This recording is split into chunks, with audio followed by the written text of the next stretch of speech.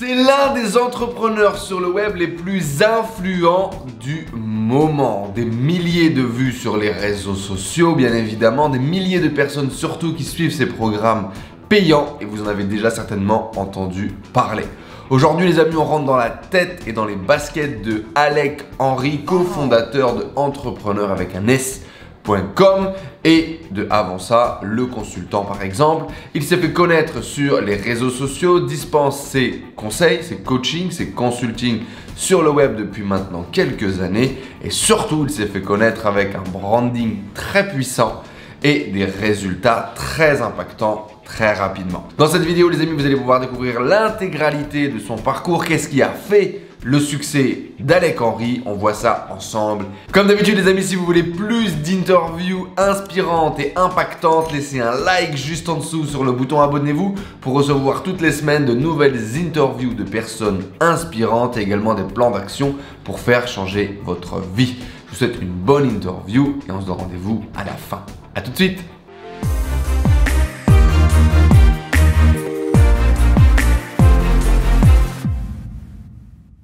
Bon, ça va sinon, t'as passé une bonne semaine là, le début de cette semaine se passe bien, t'es en forme? Ouf, excellente forme. Comme chaque semaine, ça se passe vraiment bien, mais encore plus cette semaine parce que bon, il y a beaucoup de belles opportunités qui se mettent en place là en début 2021. Déjà que 2020, c'était une année très challengeante qui a mis en lumière plein de choses, plein de nouveaux terrains sur lesquels on peut s'aventurer. Donc, nous, on adore ça. Et puis, en plus, cette semaine, on a le nouveau film entrepreneur.com qui sort. Aujourd'hui, on communique dessus, donc c'est vraiment d'accord, super. on est dans une journée de lancement là, c'est une journée importante. Yes, on est dans une journée de lancement. Disons que tout se passe comme prévu, donc pas plus ou moins de stress que d'habitude, mais en tout cas, on est dans une belle journée. Ok, bon du coup aujourd'hui vous l'avez reconnu, vous allez le découvrir, on est avec Alec Henry. Salut à toi Alec, merci d'avoir répondu présent à notre invitation. Entrepreneur, consultant, formateur, plusieurs milliers de personnes qui suivent tes programmes payants pour se lancer la majorité du temps dans l'entrepreneuriat, sur le net, dans le consulting principalement, je dis pas de bêtises, on est bon? Yes, c'est ça. Bah, avant tout, merci pour cette invitation. Alors, on est bon effectivement dans le sens où en septembre 2018, on a lancé leconsultant.fr qu'on a vraiment fort développé jusqu'en janvier 2020. Et en février 2020, on a pris la décision de faire l'acquisition du nom de domaine entrepreneur.com et de la marque pour pouvoir s'ouvrir vraiment au monde de l'entrepreneuriat au sens plus large du terme, compte tenu du fait qu'aujourd'hui, on est au capital de 13 sociétés, qu'on développe 13 sociétés dans différents domaines, y compris dans le business physique. Eh bien, on s'est dit, bon, bah, maintenant qu'on sait faire, autant aider des entrepreneurs dans tous les domaines également. Donc, on s'est étendu. Aujourd'hui, on accompagne tout type d'entrepreneurs, qu'ils se lancent ou qu'ils sont intermédiaires ou avancés. D'accord, une expansion vers le monde un peu plus large de l'entrepreneuriat avec un grand E, avec effectivement l'acquisition de ce très joli nom de domaine entrepreneuriat.com et de ce super branding, on aura l'occasion d'en reparler. Mais avant du coup toutes ces participations au capital, tous ces résultats, toute cette visibilité, tu voulais faire quoi quand tu étais gosse toi? Architecte, ouais, et architecte, et c'est comme ça que je suis devenu accro aux jeux vidéo parce que j'ai découvert les Sims sur l'ordinateur, Sims 1 ou Sims 2, je crois que c'est monté jusqu'à Sims 3, Sims 4, enfin bref, et à chaque fois je construisais des maisons, bien sûr on connaît tous le code, le cheat code motherboard que je connais encore par cœur, ou je sais même plus comment c'est écrit exactement, mais pour avoir l'argent infini et créer des maisons extraordinaires. Donc ça, j'ai poncé vraiment ce domaine. D'abord, je voulais être architecte, puis ensuite astronaute. Ça a duré 2-3 mois. Et puis ensuite, je me suis juste dit, je veux être heureux, je veux être libre. Et l'entrepreneuriat, la voie de l'entrepreneuriat s'est dessinée assez rapidement parce que c'était la voie la plus simple, la plus rapide surtout pour atteindre cette liberté. Je m'en suis rapidement rendu compte. C'était quoi le rôle modèle de la liberté? C'était quoi la vision de la liberté que tu avais? C'était quoi les choses qui t'inspiraient, les choses que tu voulais aller chercher? En fait, c'était simplement être mon propre décideur, quoi, faire ce que je veux. C'est-à-dire que moi, en gros, j'ai grandi. Alors, j'étais pas du tout bon à l'école. J'étais plutôt un cancre à l'école. Je savais pas trop pourquoi j'étais là, pas pourquoi on m'imposait de suivre un système, etc. Et tout ce que je comprenais pas, j'allais vraiment à l'opposé total. Typiquement, l'allemand, par exemple, qui m'était imposé, mais ça n'a jamais été possible de faire quoi que ce soit. Même la flûte, c'était horrible. Donc, tu vois, tout ce qui m'était imposé que j'aimais pas, j'allais à l'opposé. Et au fur et à mesure, bon, bah, quand tu te retrouves directement dans une case comme étant voilà, en mode t'es un cancre, t'es parmi les derniers, tu te sapes tout seul, tu gâcheras ta vie, t'y arriveras jamais, et les professeurs me disaient ça. Puis après, du coup, tu te trouves dans un cycle d'orientation, puis après, tu te retrouves à l'usine 8 à 12 heures par jour, sans diplôme, sans rien. Et puis de là, tu te dis, bon… Quel âge tu te retrouves à l'usine à peu près? Qu'on puisse situer. Vers 17 ans, vers 17 ans. Tu vois, vers 16-17 ans en Suisse, donc j'ai fait ma scolarité en Suisse, vers 15-16 ans, tu dois faire ce que vous appelez en France le bac, plus ou moins. En tout cas, c'est le moment où tu vas choisir si tu vas dans les métiers manuels ou les métiers type baccalauréat, université, etc. Et moi, du coup, j'étais dans la voie secondaire à option, ce qu'ils appellent, c'est-à-dire tu vas faire du job manuel. Mais même là, j'avais aucune idée à 15-16 ans de qu'est-ce que je veux faire dans ma vie. Donc, je fais un cycle d'orientation, l'équivalent d'une 10e année, on appelle ça. Et du coup, je fais plein de petits stages. Donc, je fais un stage d'électricien, un stage de plombier, un stage de ébéniste, etc. Puis, j'en fais un dans une usine de carton. Et je deviens technologue en emballage. Donc, je me lance dans une formation de technologue en emballage sur 4 ans. En alternance, donc un jour par semaine je suis au cours et puis le reste je suis à l'usine. Et en fait, si tu veux, moi j'étais un gamin un peu introverti, tu vois, timide. Je n'osais pas m'exprimer devant qui que ce soit, rien raconter, rien dire. Je m'étais réfugié dans les jeux vidéo de l'ordre de 8 à 18 heures par jour dans certains cas. J'étais assez réservé, quoi. J'étais la victime, quoi. J'avais des lunettes, je faisais 25-30 kilos de moins. Alors, on m'avait pété une bonne dizaine de fois mes lunettes, on me volait ma récré. Enfin, j'étais vraiment ce genre de mec. D'ailleurs, j'ai un regret maintenant. J'ai un regret, si tu as suivi un peu l'actualité. On m'avait tapé pour me piquer mes cartes Pokémon à l'époque. Oh là là, et si je savais que ça vaut… un ou deux Dracofeu en version alpha? C'est possible, parce que si j'avais su, franchement, j'aurais trouvé comment me défendre. Hein. mais du coup, tu vois un peu. Qu'est-ce qui explique la transformation? Qu'est-ce qui explique la transformation de ce gamin introverti en mode victime à quelqu'un aujourd'hui d'éloquent, propre sur lui, toujours carré, toujours nickel? Je dirais un ras-le-bol, tu vois. Un ras-le-bol, une prise de conscience et un éveil. Au bout d'un moment, tu vois, tu dois prendre une décision dans ta vie. Est-ce que je reste spectateur ou est-ce que je deviens acteur? Est-ce que je continue à subir ou est-ce que j'agis et je mets en place les actions qu'il faut, même si c'est difficile, même s'il y a des peurs, même s'il y a du courage pour pouvoir atteindre l'objectif que tu veux. Et justement, on en parlait en off juste avant de démarrer. Tu vois, casser cette barrière entre toi et la personne que tu désires devenir pour avoir les résultats que tu souhaites avoir. Et à un moment donné, il y a eu plusieurs déclics, mais je me souviens, bon, il y en a eu un en particulier que je raconte notamment dans mon livre en détail, mais là, je vais aller plus rapidement, mais c'est un jour, je suis comme ça, je suis à la pause comme tous les jours, j'ai mon téléphone mis dans mon casier en mode avion, ça arrive la pause de midi, je vais à la pause de midi, je réactive le mode avion.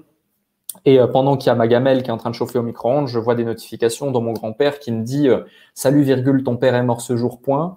Je l'appelle et là, j'apprends que ça fait 2 semaines qu'il est dans le coma, mais vu que j'étais tellement pris par ma vie professionnelle, donc je le répète, ouvrier à l'usine, je détestais ce que je faisais, qu'on m'avait pas dit que mon père, alors que j'étais son fils unique, était dans le coma depuis plus de 2 semaines suite à un trauma crânien, quoi. Tu as des petits trucs comme ça qui font que ça m'a quand même fait mal. Je me suis dit, putain, mais en plus de passer à côté de ta vie, tu passes aussi à côté de ceux que tu aimes. J'aurais pu peut-être être là, tu vois, pour partager ces derniers instants avec lui. Et c'est des petits trucs comme ça qui m'ont donné le déclic. Ou typiquement, à un moment donné, je me souviens un pote, un pote avec qui on travaillait là-bas à l'usine, s'appelait Stéphane et un autre Christophe. Ces deux en particulier que j'appréciais tout particulièrement. Tu vois, je faisais 1m75. Mais je faisais à peine 55 kilos, tu vois, 50-55 kilos, j'étais tout sec, tout mince, j'avais toujours été voilà comme ça. Et ils m'ont motivé à me mettre au sport, par exemple. Ils m'ont motivé à me mettre au sport pour me dire, mec, inscris-toi à la salle de sport. Enfin, au début, je faisais ça dans ma cave avec la méthode Lafay au poids de corps pendant 2 ans. Tout seul parce que j'osais pas aller dans une salle de sport, j'avais honte de moi et tu vois, ils m'ont challengé, ils m'ont poussé, donc c'est plein de petits trucs mis bout à bout qui m'ont donné le déclic et qui m'ont permis de prendre conscience d'eux. Puis ensuite, le dernier point, c'était en 2014. Été 2014, j'ai quelqu'un que justement, avec qui je jouais aux jeux vidéo pendant des heures et des heures, pendant des années entières. J'ai joué à MMO, s'appelle Dofus pendant très, très, très, très longtemps. Tu sais qu'il paraît qu'on dit Dofus. Dofus, oui, on dit Dofus. Mais moi, j'ai toujours dit. Il y a les officiels et tout, ils disent Dofus et tout. Et je sais plus, comment il s'appelle. Il y a un streamer dont j'ai plus le nom et j'adore. Il a des petits cheveux bouclés et tout. Bref, j'ai plus son nom. Et il dit, vous savez quoi? Moi, je dirais Dofus toute ma vie parce que depuis que je suis gosse, je dis Dofus. Alors même si je sais que ça se dit Dofus, je continuerai à dire Dofus. C'est ça. Bienvenue au club de Dofus, oui, effectivement. Mais ouais, c'est ça. Donc, tu vois, jouer là-bas dedans. Et puis, à un moment donné, tu vois, le mec, il me contacte dans le jeu, et il me dit, il faut qu'on fasse un Skype ou un TeamViewer, enfin, je sais plus. Et il me dit, il faut que je présente un mec, il faut qu'on fasse un TeamViewer et tout. Je dis, comment ça, un Skype et tout? Du coup, je télécharge l'application Skype, je comprenais pas. Et puis là, le mec, il me dit, écoute, ce gars, c'est un truc de fou, c'est important, blablabla. Moi, je me dis, il va me vendre un objet du jeu ou un truc, il se trame un truc. En fait, non, pas du tout. Il me parlait d'une opportunité, machin, et en fait, il voulait me vendre. C'est là qu'arrive le MLM dans ta vie. Exactement, c'est là qu'arrive le MLM dans ma vie. Et puis, ça fait un déclic. Et je me dis, mais attends, c'est si simple que ça, je comprends pas. Tu vends un truc, t'as rien besoin de faire, juste essaie de vendre, tac, tac, et puis tu touches des commissions. Du coup, je me rends compte que oui, je mets mes économies dedans. J'achète mon pack à 400 balles pour acheter des canettes alors que c'était Vema? T'as commencé avec Vema? J'ai commencé avec Vema, ouais. Du coup, j'achète Quelle année? 2000 Été 2014. Ok. Été 2014. Et du coup, je fais Vema pendant presque une année. Et 6 mois, 1 an. Et puis, ça se développe bien au final. Ça commence à marcher. Tu fais des compléments de salaire. Tu commences à faire des revenus. Ouais, alors en fait, ça allait beaucoup plus vite que ça. C'est-à-dire qu'en gros, la première nuit, je me pose 10 000 et une questions. Le lendemain, je close mes 3 premiers là. Alors que vraiment, à ce moment-là, je suis introverti, timide, j'ai pas d'amis, je suis isolé, je sais pas m'exprimer. Et il y a un déclic comme ça où je me dis, là, mec, c'est le moment, c'est l'opportunité. Sachant que moi, mon père, il était dans la restauration, il avait déjà ouvert un restaurant, etc. Donc je l'ai vu entreprendre, je l'ai vu aussi échouer. À la fin de sa vie, il avait vraiment complètement échoué. Et paix à son âme, mais c'est la vérité.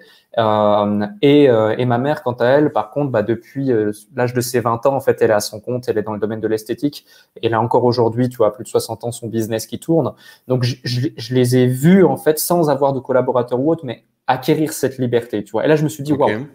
Sans tous les efforts qu'ils ont dû fournir et tous les risques qu'ils ont dû prendre, je peux peut-être moi aussi acquérir cette liberté. Et on recontextualise le truc, je me lève tous les matins à 5h45, je prends le train à 6h12, j'arrive à 7h à l'usine, je déteste ce que je fais et je me dis, je peux pas continuer comme ça, je préfère limite me jeter sous le train que continuer et vivre une vie que je n'aime pas comme ça. Tu vois, je dois trouver une solution. Donc je me dis, c'est la solution. C'est la solution et effectivement, donc je close mes premiers, j'encaisse. Les gens voient que du coup, tu crées, tu avais un bonus momentum, que du coup, tu chopes une bonne commission, boum, je monte ça, preuve, social proof, boum, il y en a plein d'autres qui viennent. Je commence à faire une présentation devant 3-4 potes, puis ils invitent leurs potes, on est 10, puis on est 15, on est 20, ça grossit, ça grossit. Et en fait, je me souviens d'un truc pour te donner un ordre d'idée, ça pourra te donner une visibilité. Le lendemain de mon adhésion, je cherche sur Facebook la numéro 1 en Suisse francophone et du côté Alpes françaises, etc. Et tout ce qui est Annecy, région, bref, la numéro 1 de ce réseau-là. Et je lui écris, je lui dis, je viens de démarrer, je suis vraiment trop chaud, je veux avoir tes stratégies, moi j'y comprends rien, j'y connais rien et tout, machin. Et du coup, j'ai juste un vu, tu vois, juste un vu. Et puis 2 mois plus tard, le fameux vu, tu vois. Le fameux vu. Mais en fait, je m'en foutais tellement, que j'étais tellement focus de mon truc que ça m'avait fait ni chaud ni froid. Et 2 mois plus tard, elle m'écrit, elle dit, oh, désolé, j'avais oublié le petit message et tout, ça fait plaisir. Écoute, moi, volontiers, si tu es pas sur Genève, je te donne 2-3 conseils, c'est cool. Et là, je lui écris, je dis, ah non, mais attends, parce que t'es quel rang dans le truc? Et je sais plus quel rang elle m'avait donné. Voilà, elle me donne 100 rangs. Je dis, ah non, mais ça, moi, je t'ai écrit il y a 2 mois, je démarrais. Là, je suis tel rang. En fait, j'étais passé au-dessus. En gros, en 2 mois, sans aide, sans rien comprendre et tout, j'étais passé au-dessus du numéro 1 de la Suisse francophone, des jeunes réseaux, de tout ça. Et je me retrouve effectivement à Genève, non pas à leur demander des conseils, mais à faire une présentation pour eux et à leur donner des conseils. Et après, il y a eu une réaction en chaîne, ça s'est déployé. Et puis après, j'ai fait d'autres opportunités comme ça. Mais ça a été une super. Donc, premier MLM, premier succès, quoi. Ouais, ça a été une bonne rampe de lancement, mais tu vois, est-ce que les costumes arrivent à ce moment-là? Est-ce que le goût pour les petites fringues sympas arrive déjà à ce moment-là ou pas? Est-ce que tu commences à te saper au début du MLM? Non, franchement, au début, je sais pas me saper. Au début, je me fais honte. Quand je vois les photos, j'ose même pas, tu sais, j'ose même pas les mettre pour le Mais donc, du storytelling. coup, typiquement, bosser à l'usine, etc., j'imagine, est-ce que t'as acheté ton premier costard pour faire tes présentations VEMA? Comment ça s'est passé? Non, je mettais une petite chemise, un petit truc, tu vois. Petite chemise tranquille, et puis voilà, beau gosse, petite chemise Ralph Lauren, tu connais. D'accord, ok, la base. Exact. Mais tu Et vois, donc, du après, coup, MLM? c'est ça, c'était super, une bonne robe de lancement, mais en décembre 2015, j'ai choisi de quitter cette industrie parce que plus du tout aligné, parce que tu dois toujours parrainer plus, tu es aussi dépendant justement de tierces personnes pour aboutir à des résultats, et c'était vraiment pas ce que je voulais faire. Après, tu vois, j'ai des gens très proches de mon entourage qui réussissent depuis des années dans cette industrie, qui ont des résultats. Pas eu de coup de vis, pas rencontré de personnes qui ont essayé de mettre des douilles, pas rencontré de mauvaises expériences dans le MLM. Il y en a quand même beaucoup qui traînent à chaque coin de rue. Ah si, moi bien sûr. Moi, dis-toi, les personnes même qui m'avaient pas parrainé mais mentoré dans Vema m'avaient mis ensuite dans Getizy, qui s'était avéré un Ponzi et qui a fait que de manière indirecte, sans me rendre compte et sans savoir, j'avais contribué à parrainer 300 personnes dans une escroquerie pyramidale, tu vois. Hmm. Et ça, je m'en cache pas.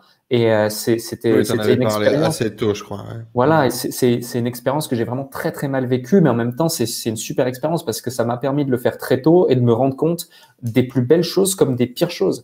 Et dis-toi, j'avais même mis des amis, des collègues de travail dans ce truc-là, et moi-même j'ai perdu beaucoup d'argent. En gros, tout l'argent que j'avais gagné, je l'ai perdu derrière dans cette merde.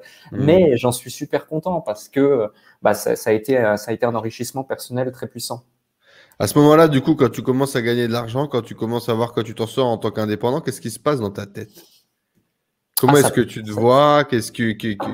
En termes de confiance, en termes d'envie, en termes de projet? En fait, dans ma tête, il n'y a pas grand-chose qui se passe. Dans ma tête, c'est un feed Instagram, le truc. C'est c'est genre pendant une période justement et j'en parlais dans un clubhouse, tu vois, récemment. Hmm. Le titre c'était quel est vos plus grands échecs, vos plus grandes erreurs entrepreneuriales. Et Hmm. moi, ma plus grande erreur, mon plus grand échec, c'est à ce moment-là de ma vie, en 2000, fin 2014-2015. Je m'invente une vie totale et absolue, tu vois. Vraiment, je C'est m'invente un une vie. truc, malheureusement, je pense que ça vient aussi un peu avec le package du MLM, non? J'ai l'impression qu'il y a tellement de leaders qui sont là-dedans, dans le fake it until you make it, quoi, pratiquement. C'est exactement ça, c'est exactement ça, et ça venait avec le package, mais vraiment on était au level assez élevé, et tu vois, c'était genre en gros, du lundi au vendredi, j'étais à l'usine en galère, avec mes chaussures de sécurité, mon bleu de travail, et le week-end, je prenais l'avion, voire même limite presque le jet, et j'allais en Ferrari à Monaco, et c'était la grande vie, tu vois. Waouh, ok. C'était vraiment la grande vie. C'était la nuit. Des fois, je dormais pas parce que j'allais au casino toute la nuit, flamber ou même gagner de l'argent. Tu vois, on faisait de la roulette russe, les petites martingales historiques, etc. Les boîtes de nuit, les machins, les montres de luxe qui m'appartenaient même pas, ou même, enfin, des trucs, mais de ravager, tu vois. Ok. Et c'était vraiment s'inventer une vie de A à Z, voire même, enfin. Ouais, c'était vraiment un truc là aussi qui a généré un mal-être énorme chez moi, mais je pense que Hmm. tous, quand on démarre l'entrepreneuriat, on a envie un peu déjà d'aller vite et de s'inventer un peu cette vie. Et je veux dire, nous aujourd'hui, c'est pour ça que moi, en tant qu'entrepreneur, dès le départ, quand j'ai vraiment commencé à avoir une vraie visibilité, une vraie légitimité dès début 2018, quand j'avais créé voilà plusieurs entreprises et que j'étais totalement sorti de ce monde-là et que je m'étais recréé tous des réseaux sociaux pour vraiment épurer cette image de mon passé, je me suis dit, OK, tu vas pas vendre du vent aux gens, tu vas pas vendre du rêve aux gens et leur dire que c'est facile, c'est simple et c'est rapide, mais tu vas aller dans le concret, dans le vif et puis leur dire, OK, on peut faire de jolies choses, on peut avoir de jolies choses dans la vie, mais les mecs, les filles, ça demande des efforts, ça demande du travail, ça demande du temps et ça vient pas en claquant des doigts. Chose Ok. que avant, bah voilà, c'était genre, voilà, c'est la fête, hein, tu claques des doigts et puis tout Et va à bien. cette époque-là, du coup, où c'était la fête, tu vendais quoi derrière? Qu'est-ce qui permettait d'alimenter la machine? Mais en fait, tu vois, T'étais c'est encore dans le MLM à ce moment-là? Non. oui, oui, c'était ça, Hmm. c'était le MLM encore, mais C'était si tu l'apogée du MLM, quoi. c'était l'apogée du MLM, mais en même temps, c'était un train de vie qui coûtait pas si cher parce que tu vois, tu peux te prendre ton petit siège EasyJet à 50 euros, et puis faire une story sympa sur le tarmac de Nice, et puis faire un petit zoom, et puis genre mettre hashtag private jet, tu vois. Tu vois ce que je veux dire? Donc en fait, c'était un train de vie qui coûtait pas excessivement cher. Ou avoir un pote qui a un Audi Q8, mais c'est l'Audi Q8 du papa, et puis genre faire joujou. Ou comme c'était pour une fois avec les Ferrari Monaco, c'était dans un événement regroupement automobile qui s'appelle Top Mark, qui est un super event que je recommande de faire un jour si vous allez à Monaco en été et que vous aimez les voitures. Et j'avais un pote qui avait une Ferrari. Et du coup, c'était le petit week-end en Ferrari, mais ça m'a pas coûté un seul euro. Tu vois, c'était que des trucs comme ça où grâce au réseau, du copain, du ci, du ça, du père de lui, machin, tu t'inventes une vie de fil en aiguille. Et ouais, tu disais pas que c'est à toi, mais en même temps, tu disais pas non plus que c'était pas à toi, quoi. C'est exactement ça. Et moi, j'ai l'impression que c'est toute la génération Instagram 2021, ça, que tu es en train de me raconter. Qu'est-ce que tu as envie de dire à tous ces gens-là? Bah, Et dans honnêtement, l'entrepreneuriat, j'ai l'impression que c'est énormissime. J'ai ouais. l'impression d'être déjà un vieux aujourd'hui. Moi, je t'ai découvert en 2016 à peu près, à l'époque où tu développais le trading, peut-être début 2017, je sais pas trop. On aura l'occasion d'en reparler, mais du coup, si tu veux, j'ai l'impression d'être déjà un vieux sur ce marché du business en ligne. Et donc, du coup, tu vois tous les petits qui se lancent avec ce truc, quoi. Yomi Denzel, il l'a fait, mais aujourd'hui, il fait le cash. Donc, il peut se permettre de le faire, tu vois. Et il peut se permettre de faire des cadeaux, des machins. J'offre une Tesla, j'offre un truc. Et la majorité, ils se lancent en faisant des comptes de montres et de voitures, mais rien leur appartient, tu vois. Ouais. Et ils sont dans ce truc de vendre du lifestyle. Malheureusement, c'est aussi un peu la génération Instagram, pratiquement, où toutes les gonzesses nous montrent une fesse pour choper des likes, etc. Qu'est-ce que tu dirais du coup à tous ces gens qui aujourd'hui sont dans le fake it until you make it et pensent encore que c'est quelque chose de bien à travers le fait de vendre quelque chose qu'ils ne sont pas? Ouais, je vois ce que tu veux dire. Après, là, aujourd'hui, je suis plus trop sur les réseaux, mais je vois ce que tu veux dire. En gros, tu vois, on dit souvent, pour vendre quelque chose, dites-leur ce qu'ils ont envie d'entendre, vendez-leur ce dont ils ont besoin. Mhm. Bah, on est un peu dans cette dynamique, malheureusement. Et tu vois, tu parles de Yomi pour ne citer que lui. Yomi, je le connais très, très bien. C'est un bon ami et c'est un entrepreneur que je respecte énormément de par ses résultats. Et tu vois, lui, par exemple, il a tout à fait compris. Et vraiment, c'est l'un des mecs qui le fait le mieux. Et je l'encourage à le faire encore mieux et encore plus parce que Complètement. il donne un élan d'espoir à toute une communauté entière de jeunes. En plus, il a un capital sympathie énorme. Mhm. Et surtout, il montre ce qu'il a, ce qu'il possède et ce qu'il peut se permettre. Tu vois, aujourd'hui, bon, il a des résultats qui fait que ce qu'il montre, il pourrait se l'acheter 10 fois, 20 fois, 100 fois s'il le faut, clairement, et je Mhm. sais de quoi je parle vraiment. Et donc, je l'encourage. Par contre, effectivement, ceux qui sont des coquilles vides et qui juste montrent une apparence, mais qui derrière, il n'y a rien, ça, c'est pas bien parce qu'en fait, d'une part, ils trompent les gens qui leur accordent leur confiance. Et la confiance, aujourd'hui, c'est ce qu'on peut acquérir de plus précieux sur Internet. Ça peut mettre Mhm. 1 an, 2 ans, 50, 10 ans à se générer, comme une seule seconde à éclater. Je donne un exemple, une anecdote extrêmement intéressante là-dessus et on va en rigoler, mais c'est juste fou. Et de l'autre côté, c'est surtout eux qui vont frustrer à terme parce qu'ils vont se rendre compte qu'au final, Ça. c'est pas eux. Et les Et gens vont les aimer pour ce qu'ils montrent et pas ce qu'ils sont. quels sont les dommages en termes d'identité sur toi, par exemple? Ah Quand tu as dû ben, accepter que tu n'étais pas ce que tu montrais et que maintenant il fallait devenir soi-même mais et les se dommages, ils construire ont été. peut-être. Dis-toi, tu vois, j'ai arrêté en décembre 2015, j'ai pris cette décision. Je suis rentré chez ma mère, j'avais plus de sous, j'avais pas de permis de voiture, j'avais pas de voiture, je vais trouver un job. J'ai déconnecté tout de tous mes réseaux sociaux, de tout de A à Z. Je suis retourné à l'usine, j'ai cumulé 3 jobs, j'ai ouvert l'usine le jour, agent de sécurité la nuit, arbitre de foot le week-end. J'avais pas de vie, je parlais à personne, j'avais plus d'amis, j'avais plus rien, plus de réseau, j'avais tout déconnecté tellement j'avais honte, au point même où des amis d'enfance sont venus jusqu'à appeler ma mère ou la contacter quand il a voulu faire des commissions pour demander si j'étais pas décédé pour présenter éventuellement mes condoléances. C'est pour te dire, je n'existais plus. Donc il y avait Ouais. un dommage interne en moi qui était juste énorme parce que j'avais honte de moi en fait. Ok. Honte de moi parce que je m'étais un peu je m'étais pas respecté en fait, même si fondamentalement j'avais menti à personne, comme je le dis, c'était subtil, mais c'était pas moi, c'était pas le vrai moi, tu vois. Et aujourd'hui, je me suis fait cette promesse à partir de ce moment-là que voilà, tu vas être aligné, tu vas être droit dans tes baskets, et puis si tu as envie de véhiculer ça, tu le fais, si t'as pas envie, tu le fais pas, et puis on s'en fout, et tu le fais intelligemment tout en restant aligné, quoi. Donc c'est à partir de là que dans ton échelle de valeur, l'honnêteté, c'est arrivé au premier plan? Ah ouais, non, mais clairement. La transparence, l'honnêteté, avant tout, avec soi-même, l'intégrité et tout ce qui s'ensuit. Est-ce que ça a eu des dommages par rapport au business? Par exemple, quand tu t'es relancé, des gens qui sont venus te rechercher, ah oui, machin, avant tu vendais X, Y ou Z. Est-ce qu'il y a des trucs qui sont restés ou pas? Bah, non, j'ai eu une ou deux petites réflexions, mais vraiment de rien du tout. Aujourd'hui, tu vois, les gens, ils voient, ils comprennent, ils voient que c'est du sérieux, c'est solide, c'est légitime, ils comprennent. On a tous fait des erreurs de parcours et des apprentissages. Ça, je pense Donc, que c'est un beau message aussi parce que euh, moi, typiquement, pendant longtemps, je sais que je me suis frustré à l'idée de me dire j'ai pas le droit à l'erreur, tu vois, pratiquement. ah ouais, ben ouais, ça on Et, se le dit souvent. et, et, et, et, et du coup, ouais, il y a ce truc de dire ok, bon, faites pas de la merde pour faire de la merde gratuitement, mais si vous avez fait de la merde, vous pouvez toujours entre guillemets vous remettre sur la bonne direction et repartir et construire et au pire, il y a un prix à payer, quoi, mais c'est pas grave et il faut le payer et on avance. C'est un peu ça l'idée, c'est un peu ça ce que tu as vécu. Ah, mais c'est ça, soit on gagne, soit on apprend. Et aujourd'hui, qu'est-ce que je suis heureux d'avoir fait ça, t'as pas idée. Mais ça fait partie de mon parcours, tu vois, j'ai fait toutes les expériences possibles et imaginables pendant cette période-là de ma vie. Et heureusement que je les ai fait à ce moment-là. Parce que si je les ferais aujourd'hui, avec l'exposition que j'ai, les résultats que j'ai, les possibilités financières que j'ai, les dommages seraient pas du tout les mêmes. Ouais, Euh, c'est beaucoup donc, plus euh, dramatique. Très dramatique. Ouais. Hmm. Il y a un truc moi qui m'a vachement impacté.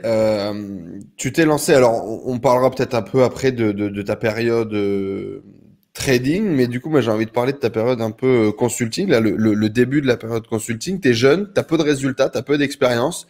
Tu te pointes vers des gens qui sont plus expérimentés que toi et t'arrives à vendre. Comment t'as fait? Ouais. Ben, tu comprends en fait comment tu peux les aider, ce dont ils ont besoin, tu vois.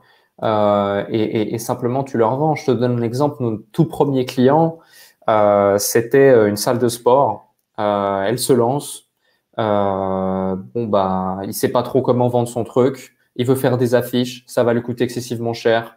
Il sait que le marché est saturé. J'arrive. Salut, c'est moi. Ah, tu lances la salle, c'est cool.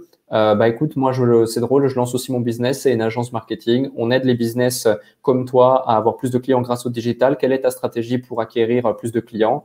Ah bah je sais pas trop, des affiches. Ok. Et bah si je te disais que pour 4 fois moins cher, tu peux avoir 10 fois plus de résultats et qu'on peut le mettre en place dès demain, ça te dit d'en savoir plus. Le lendemain, j'étais là avec mon contrat, on le signait. Le surlendemain, ça se mettait en place. Et 4 mois plus tard, il avait fait son prévisionnel sur 2 ans, seulement 4 mois. Il était super content et c'est aujourd'hui quelqu'un encore qu'on a en contact, qui a lancé plein de salles de sport et qui est super, tu vois. C'est pour te donner un exemple parmi tant d'autres. Et à chaque fois, en fait, on s'est Et dit, t'avais une idée de techniquement comment t'allais mettre en place la chose d'un point de vue marketing oh web? non, oh, pas du tout. Dis-toi, on lui a vendu Facebook Ads. C'est quand il a signé et qu'il avait fait son premier paiement qu'on a découvert que le business manager existait. On savait pas. Du coup, on Donc s'est fake juste it. Là, c'était vraiment en mode fake it, encore une fois. Ouais, c'était vraiment genre en mode, on sait qu'on peut faire, mais on sait pas comment faire. Par contre, on sait que si tu signes, on va tout faire pour t'aider à le faire, voire plus encore. Donc en fait, dans ma promesse, j'étais pas en mode monts et merveilles, etc. Je savais que par contre, ça allait être beaucoup plus profitable et beaucoup plus efficace que ce qu'il allait mettre en place. J'en ai la certitude absolue parce que je m'étais déjà un petit peu renseigné en amont, tu vois. D'ailleurs, vraiment, la leçon là, c'est pas arriver comme ça comme une fleur vers un interlocuteur, lui dire ce qu'il veut entendre sans savoir vraiment ce qui peut potentiellement avoir comme problématique ou comme objection à vous fournir.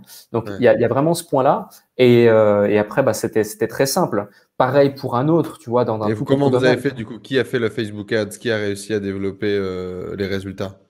Alors, les résultats, si tu veux, on a établi la stratégie à trois. Donc, le client, mon associé et moi-même. Donc tu Donc, étais associé dès le début? dès le début, je me suis associé. Et aujourd'hui, bah, du coup, Amine, qui lui est dans la phase plus back-end du business, dans la phase invisible de l'iceberg, mais qui pourtant vraiment a une importance capitale dans l'ensemble du développement de toutes les sociétés du groupe depuis le début, sans qui, bah, clairement, je ne serais pas là et vice-versa. Eh bien, si tu veux, on a vraiment une grosse complémentarité. Lui sur la partie back-end, stratégique, acquisition, et puis moi plus sur la partie visibilité, vente, capital sympathie, etc., contact, tu vois. Ok.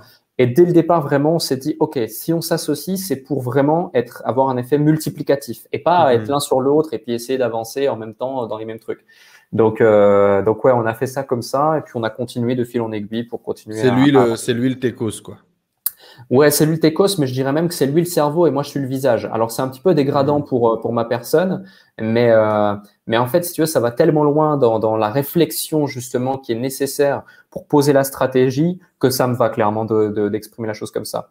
Ouais, moi, j'ai été assez étonné quand j'ai découvert ça, qu'il y avait tout un back office et en même temps pour avoir développé plusieurs activités et notamment une aussi en personal branding, en fait c'est évident.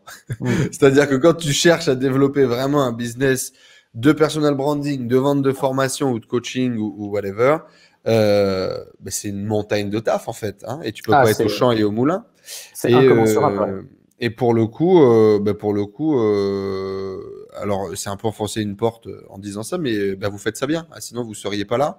Et sinon, la visibilité, les propos, les conférences ou les talks ne seraient pas aussi bons. Et l'exécution du back-end ne tournerait pas aussi bien. Donc, à un moment donné, dégradant ou pas, ça marche. C'est ce que je veux dire. Et justement, je pense que c'est un vrai problème dans l'association. Quand les gens cherchent à s'associer, on pourra en parler aussi peut-être pourquoi pas après, j'avais pas prévu dans les thèmes, mais du coup, comme toi, vous êtes beaucoup, tu t'es associé depuis le début, puis après vous êtes associé à d'autres personnes aussi. Pour qu'un binôme marche à un moment donné, je pense que justement, il faut savoir définir les rôles, savoir appréhender l'ego de l'un et de l'autre, puis à un moment donné, le ranger dans sa poche et avancer, parce que le vrai problème des gens qui cherchent à monter un business en association sur Internet ou pas d'ailleurs, hein, c'est que tout le monde veut être la figure de proue, tout le monde veut être le truc, tout le monde veut être le machin, et à un moment donné, il n'y a pas de place pour tout le monde. Dans ce cas-là, on fait deux business séparés, puis on n'en parle plus. Et c'est vrai que pendant longtemps, et encore aujourd'hui d'ailleurs, je cherchais une personnalité plus back-office, une personnalité plus introvertie, ou en tout cas qui n'a pas volonté, qui n'a pas envie. Et on retrouve ça d'ailleurs chez un autre binôme du web qui fait parler beaucoup de lui aujourd'hui avec Hamza et Robin. J'allais dire Joe, mais non, c'est Johnson, c'est son nom. Mais c'est Robin, tu vois, où effectivement, t'as Hamza qui est quand même un petit peu plus en retrait, et Robin qui est un petit peu plus le bourrin en front, capital sympathique, quoi, tu vois. Bien sûr, et on se rejoint énormément sur ce binôme parce que tu vois, on est associés ensemble sur actuellement 4 sociétés. Donc, vos délires de cabinet comptable, là, faudra qu'on en parle aussi, mais j'ai rien compris. J'ai pas compris. C'est clever. Le move est clever parce que c'est quelque chose qui est hyper nécessaire pour n'importe quel business qui se lance et donc ça répond à un besoin évident. Maintenant, les couilles qu'il faut quand tu n'as rien à voir avec ce milieu-là pour dire on va lancer un cabinet comptable, faut qu'on en parle. Parce que moi, est-ce que toi tu l'as fait par opportunité, par réseau? Est-ce que vous aviez un comptable autour de vous? Ou est-ce que vous aviez pas de comptable et on s'est dit tiens, on va lancer ça, maintenant il nous faut un comptable? Le mindset est intéressant, je pense, pour l'idée de. Ouais. Non, c'est sûr. Surtout moi, tu vois, à la base, je suis en Suisse. Je connaissais rien au monde de la comptabilité en France. Par contre, j'avais conscience qu'il y avait un gros problème. Et quand on arrive, on se dit, bon, on va créer un cabinet d'expertise comptable. Donc, il nous faut un expert comptable parce que c'est une profession réglementée. Donc, il faut faire ci, ça. Ouais, donc c'est parti de là. C'est parti de là. C'est parti de, il y a une opportunité de marché. Il faut qu'on crée ça pour apporter ce service à nos clients, le professionnaliser, l'internaliser. Il nous faut un comptable. C'est pas parti d'un comptable. C'est parti d'un problème qu'on a identifié chez nos clients. Et toutes les sociétés qu'on crée, en fait, ça part de ça. C'est-à-dire que soit on anticipe le problème, soit on identifie le problème dans l'écosystème de nos clients, et ensuite on trouve et on crée la solution la plus adaptée à eux sur mesure, pour qu'en fait la LTV de nos clients puisse se déployer non pas uniquement sur l'écosystème entrepreneur.com, mais sur l'intégralité des sociétés du groupe. Ouais, puis c'est pour ça. Vie, quoi. C'est ça, c'est pour ça le cabinet comptable. C'est pour la dernière boîte, c'est quoi? C'est une maison de retraite?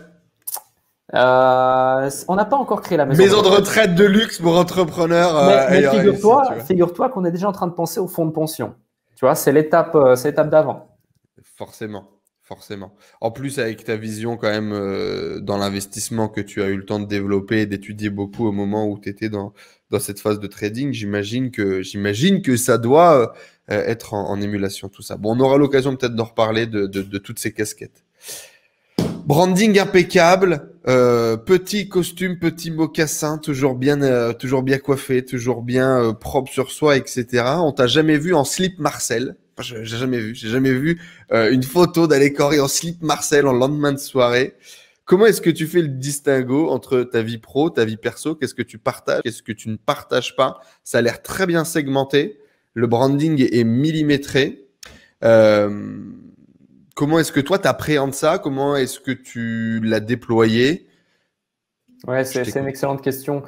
C'est vrai que, bon, j'avoue déjà, en 2020, 2021, je me suis un peu plus détendu, tu Ok. vois. Mais c'est vrai qu'à un moment donné, pour donner un ordre d'idée, tu vois, en 2020, quand j'ai sorti ma première vidéo photo où je n'étais pas en chemise, 80% des commentaires sous la vidéo, sous la photo étaient oh, Alex sans chemise, quoi. Tu vois, Ouais. c'est pour dire. Donc, il y a effectivement un branding. Après, de là à dire qu'il est impeccable ou autre, bah, je te remercie s'il est perçu comme tel. C'est juste qu'on essaie de suivre une ligne éditoriale. Bien sûr. Et la première des raisons, c'était quoi? Bon, c'est certes, bon, être différent ou autre, mais en fait, la vraie raison, c'est que euh, bah, ça répond à la toute première question. C'est en gros comment tu vas closer des clients en tant que consultant qui ont plus d'expérience, qui sont plus âgés, et toi, tu es tout jeune, tu arrives, coucou, c'est moi, et ça fait 1, 2 ans que tu as de l'expérience, et même tu découvres des choses en même temps que tu les délivres. Hmm. Donc, moi, j'ai dû faire plusieurs choses. J'avais pas de barbe et je savais pas me saper. Donc, j'ai dû faire en sorte de faire pousser de la barbe et d'avoir l'air plus vieux et de savoir me saper. Donc, et bien sûr, de savoir m'exprimer, d'améliorer mon élocution, de sortir de ma zone de confort, de prendre du Il muscle. fallait que la forme soit impeccable, quoi. Exactement. Tu vois, il fallait que quand j'arrive à un rendez-vous face à quelqu'un ou un entretien ou autre, eh ben, ils se disent pas, bah, c'est qui ce gamin qui a encore la goutte de lait au bout du nez et qui veut essayer de m'apprendre des choses. En Tu gros, vois, si tu devais travailler sur le fond, il fallait que la forme soit impeccable et que le mec n'ait rien à redire, que tu te fasses pas niquer à cause de la forme. C'est ça, c'est tout à c'était fait ça ta exact. réflexion? Hmm. C'est ça, c'est ça. Et du coup, c'est resté. Et au final, bah voilà, je n'avais pas l'impression de me forcer parce qu'au final, bah moi j'aime bien la classe, j'aime bien être bien, être chic, être à l'aise, tu vois. Même si je suis chez moi, j'aime bien m'habiller, j'aime bien sentir bon, etc. Tu vois. Et effectivement, je fais le distinguo, tu vois. Je fais le distinguo et quand on rentre un peu dans mon cercle privé, disons que je suis très détendu. Il y a même des gens, tu vois, qui m'ont dit, des gens très proches, qui m'ont dit, waouh. C'est fou, t'avais pas l'air gentil, t'avais pas l'air drôle, ou t'avais l'air méchant sur les réseaux tellement que t'es carré. Et j'ai même eu un prestataire une fois qui m'a dit, je sais plus comment il me l'a dit, mais c'était dingue. Il m'a dit, ouais, Alec, tu sais, tu peux être naturel avec moi, t'as pas obligé de te forcer à être gentil comme ça et tout. Mais j'apprécie beaucoup, mais tu le fais, t'es tout le temps comme ça gentil et tout, parce qu'on dirait pas sur les réseaux. Ouais. Je dis, Ok. mais non, mais moi, je suis un mec trop cool, en fait. C'est juste que, tu vois, il y a vraiment, et depuis le début, et tu vois, il y a juste un moment donné où tu dois être sérieux. Tu vois, il y a un moment donné où tu dois vraiment être sérieux, et puis t'es pas là pour blaguer, tu parles pas chinois, comme aime le dire Robin, justement, Mhm. pour reciter ce grand philosophe qui est Robin, que j'aime beaucoup. Et Boum! c'est ça exactement. Et du coup, tu vois, et il y a un moment pour, voilà, pour délirer, pour déconner, et moi, je suis détente, quoi. Je suis détente, tu Et vois. donc tu fais le distinguo, tu as défini des choses que tu partageras en privé, des choses que tu ne partageras pas. Ouais, ouais, bien sûr. Bien Tu as sûr. défini ça. C'est quoi la limite du coup? C'est quoi la limite entre ta vie perso et ta vie pro? La limite, tu vois, par exemple, j'aime pas forcément m'afficher en couple ou des choses comme ça, ou rentrer trop dans la vie perso, tu vois. Même, tu vois, ma mère, par exemple, j'avais pas trop envie de l'afficher. Il y a que peut-être deux photos avec elle sur les réseaux. Hmm. Euh, et ouais, c'est vraiment, tu vois, j'aime pas trop tout montrer en fait. Tout Qu'est-ce que montrer. tu préserves? Qu'est-ce que tu caches? Qu'est-ce que tu préserves? Quels sont les éléments que tu n'as pas envie que les gens voient ou quels sont les sentiments ou les aspects de ta vie que tu veux qu'ils restent cachés ou réservés ou privés? En vrai, j'ai rien à cacher en particulier, tu vois. On pourrait faire un vlog, on pourrait faire une télé-réalité sur moi qu'on serait pas choqué. Au contraire, je pense que ça pourrait peut-être même Ramener un côté euh, plus humain, plus proche peut-être. c'est ça, mais aussi refroidir certaines personnes parce qu'on verrait encore plus que voilà, je travaille énormément Hmm. et c'est pour ça que je le véhicule beaucoup au travers de mes publications parce que certes c'est joli, il y a un joli cadre, il y a du lifestyle, ça marche bien, mais je reviens à ça, il faut bosser, tu vois, quand tu as pas mal de choses à faire et tout, faut bosser. Donc non, il n'y a pas de choses particulières que je cache. Ou que je veux préserver. C'est juste qu'effectivement, voilà, je vais pas me mettre en jogging, la tête à moitié euh, décalquée parce que je sors du lit. Parce que tu as réussi Sur... à faire le distinguo que c'était un business et c'était pas toi. Tu as fait le Ouais, distinguo que Alec Henry, c'est pas Alec Henry, c'est un business. ouais, bien sûr. Bien sûr, Alec Henry, aujourd'hui, c'est une marque déposée, qui est valorisée, qui a de la valeur, qui est protégée, qui est assurée. Pareil pour entrepreneur.com. Et c'est vraiment c'est Comment tu totalement fais pour faire décorrélé de ce ma personne. distinguo-là en termes d'identité? Typiquement, moi, c'est un truc que j'ai énormément de mal. Il y a plein de projets que je n'ai pas fait. Il y a plein de projets que je ne me suis pas autorisé à faire OK? parce que, euh, parce que je me suis dit, non, mais ça, c'est pas moi. Et en fait, je n'acceptais pas en fait, j'avais pas fait le distinguo que j'étais devenu un business. Et donc, en tant que business, c'est OK. Typiquement, il y a des sujets dont j'ai envie de parler. Mais j'ai envie, moi, Enzo Honoré, l'enfant qui est à l'intérieur, tu vois, l'humain qui se pose des questions sur la vie, dont 80% des gens s'en battent les couilles. Et en OK. fait, moi, j'étais cette partie de moi et cette partie de moi business. Si j'avais compris ça plus tôt et que j'avais accepté, ben non, mais en fait, ça, c'est le business. Et du coup, le business, on s'en fout. On va parler de tout ce qui m'intéresse d'un point de vue business, de tout ce qui peut avoir un intérêt pour mon public d'un point de vue business. Et ça ne définit pas qui je suis d'un point de vue humain. Tu vois. Moi, Hmm. j'ai eu du mal à faire ce distinguo et à comprendre ça. Est-ce que toi, c'est quelque chose que tu as compris très tôt et ce qui justement t'a permis de te développer ou c'est Ouais, quoi en ta fait, vision? moi, rapidement, je me suis jamais posé la question, qu'est-ce que j'ai envie de dire? Mais plutôt, la question que je me posais, c'est qu'est-ce qu'ils ont envie d'entendre? Ok. Donc, vision business. Paf, Ouais, tout de c'est suite. ça, c'est ça. Qu'est-ce qu'ils ont envie d'entendre? Concrètement, les gens, pourquoi ils me suivent sur les réseaux? Pourquoi ils regarderaient ma vidéo? Pourquoi ils liraient mon email? Pourquoi ils achèteraient mon produit? Qu'est-ce qu'ils ont envie d'entendre? Qu'est-ce qu'ils ont besoin de leur vie aujourd'hui? Et puis, après, il y a d'autres trucs, d'autres business, tu vois, qu'on développe, où je suis pas du tout l'image, je suis pas du tout lié à ça. Et puis là, c'est pareil, tu vois, même je suis même dans cette démarche, je suis encore plus dans cette démarche. Qu'est-ce qu'ils ont besoin, ces gens-là? Qu'est-ce qu'ils ont envie d'entendre? Il n'y a que ça qui compte. Moi, aujourd'hui, le centre de tous les business, c'est l'obsession que j'ai, c'est la satisfaction des clients qui font confiance. Hmm. J'ai eu l'occasion d'écouter une petite carte postale avec la voix d'Alec Henry à l'intérieur la dernière fois. Ça m'a vachement fait marrer et effectivement, tu as poussé le détail, mais on en reparlera un petit peu juste après. Du coup, ce qui me vient de ta réflexion très business, très entrepreneuriale, comprendre que tu es une marque et donc tu développes un business, d'un point Mhm. de vue humain, toi, comment tu trouves ta balance, comment tu trouves ton kiff, comment tu trouves ton bonheur dans tout ça? Est-ce que Ah, peut-être mon tu te poses même bonheur, pas hein. la question et tu te fais même pas, genre, toi demain, tu as envie de nous parler de ta nouvelle passion pour les castagnettes. Forcément, ça n'intéresse personne, ou en tout cas, ça va pas intéresser une grosse partie de ton audience. Est-ce que tu te dis, bah non, ça c'est mon boulot, je fais mon job, et je vais parler de castagnettes avec deux amis sur Discord ou sur Skype ou je ne sais quoi. Et toi, d'un point de vue humain, quels sont tes besoins? Qu'est-ce qui te fait kiffer au quotidien? Et comment est-ce que tu trouves cet équilibre, cette balance? Moi, ce qui me fait kiffer au quotidien, c'est avant tout l'aventure humaine que je partage avec les gens qui m'entourent et les personnes qu'on accompagne.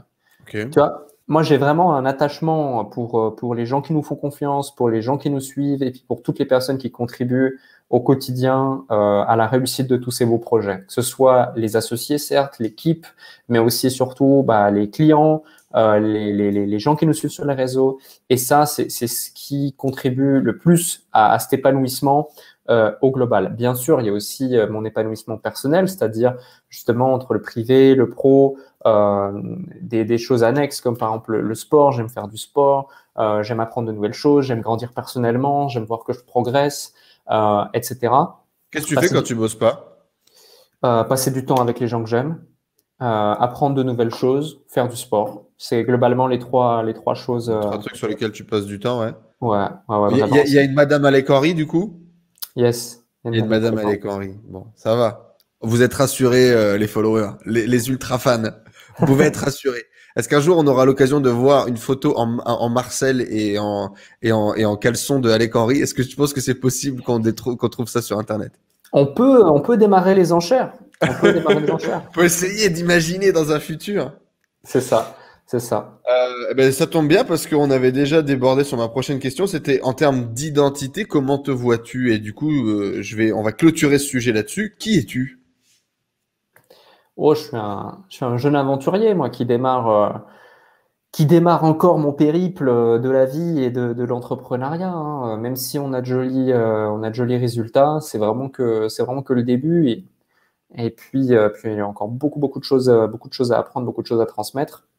Mais Donc, aventurier, ouais. entrepreneuriat, c'est les deux premiers mots que tu mettrais quand tu te caractérises qui tu es? Ouais, c'est ça, parce que la vie, de toute façon, c'est une aventure, et si tu veux la maîtriser, tu dois entreprendre. Donc, voilà, si tu veux être sous le contrôle et puis être libre, à mon sens, c'est les deux.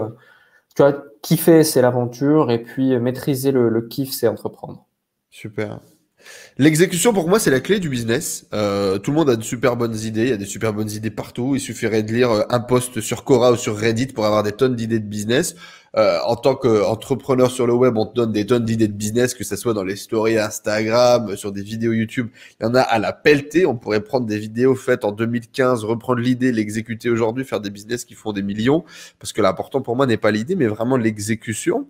Tes projets sont clean et bien exécutés. Il y a quelque chose qu'on ne peut pas enlever à tout ce qui est produit autour de Alec Henry, c'est que c'est carré, c'est que c'est propre, non pas que dans la forme, mais aujourd'hui également dans le fond. C'est ce qu'on peut voir, c'est ce qu'on peut dire. Il y a des centaines de clients qui en témoignent, qui en attestent aussi. C'est quoi la méthode? Comment est-ce qu'on fait pour exécuter à la précision? Je n'ai jamais rien vu. Après, je suis pas un hardcore fan non plus, mais je n'ai jamais rien vu de bancal chez vous. Tu vois ce que je veux dire ou pas? Le truc fait à l'arrache. Ouais, c'est vrai que ça n'existe pas, mais en fait, il n'y a pas d'effort à mobiliser pour ça. C'est que c'est ancré aujourd'hui dans nos valeurs de la société, et que chaque décision, chaque réflexion, chaque action, elle a sa place au sein même de la stratégie globale.